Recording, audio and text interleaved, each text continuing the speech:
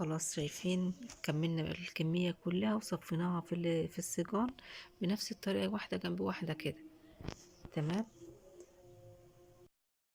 نحط الفرن بتاعنا على نار متوسطة. تمام.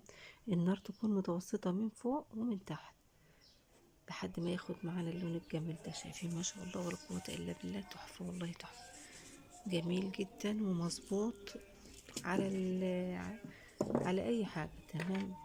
القاع، المقدار، التسوية، كل حاجة فيه مظبوطة بإذن الله. إن شاء الله يعجبكم. أتمنى لو عجبكم ما تنسوناش في اللايك واشتراك في القناة عشان يوصلكم بإذن الله مني كل جديد، وأشوفكم على خير فيديو قادم بإذن الله. سلام.